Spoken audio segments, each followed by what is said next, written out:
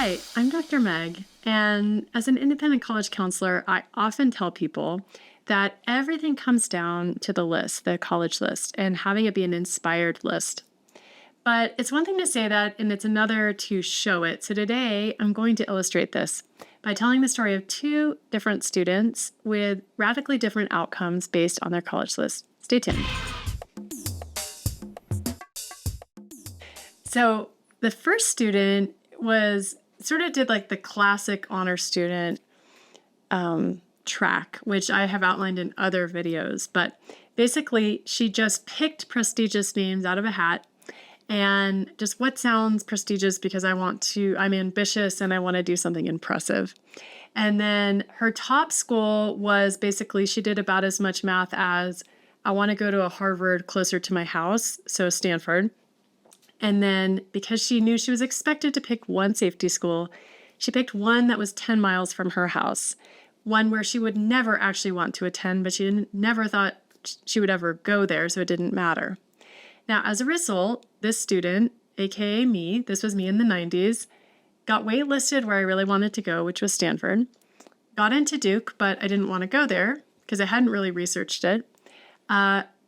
Didn't get into Yale, got waitlisted at Princeton, and then got a full ride to UC Irvine. Now, UC Irvine's a wonderful school. Derrida was there. I didn't know that. But it wasn't a good fit for me because my college dorm room experience was my bedroom at home. And I felt very disoriented. I really wanted to leave home. So as I often say, it's not a safety school if you wouldn't actually go there. And there are a lot of safety schools that are really wonderful and exciting choices, but wasn't able to find those or build a list that really fit my interests and my passions. See, Stanford, where I did end up going, actually I don't think was the best fit for me because I was more of a creative than an academic. I was really hung up on academics at the time, and I really care about learning a lot, but being an artist was actually even more important to me.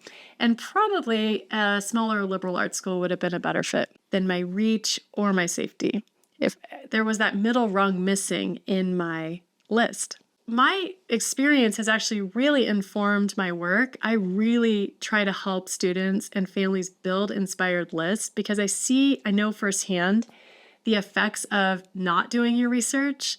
And here's the other effect is I didn't get any merit aid from a place like Stanford. They don't really do that. And I think if I had gone a little bit less selective, I could have found a school that was really excited about me and offered me a lot of aid, and I wouldn't still be paying off college loans. So the other story that I'm going to tell you today is about a student I recently worked with. Let's call him John.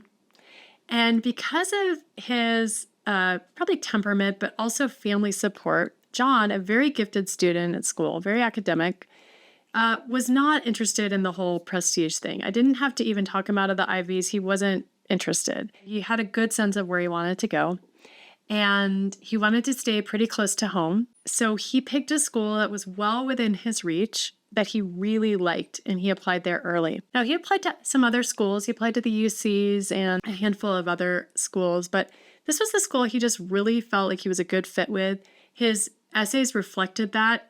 He showed that he really understood their programs and he knew where he would fit and thrive. As a result, the school was really excited about him, and they accepted him and offered him quite a bit of aid, merit aid.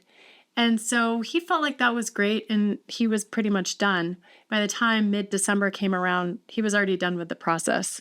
So I found that to be really inspiring because it showed that when thinking through the list, if a student is able to find schools that are a really good match for them, they save so much time, so much energy. He didn't have to write that many essays, and the essays actually sort of flowed pretty easily because he had already done his research. So that for me was an ideal outcome that saved not only time, but a lot of money.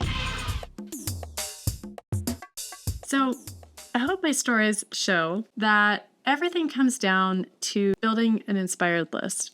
So much time can be saved down the road with application essays and tours and, visits and all these different things. And then, of course, the expense of having to transfer if a student isn't thriving at a school.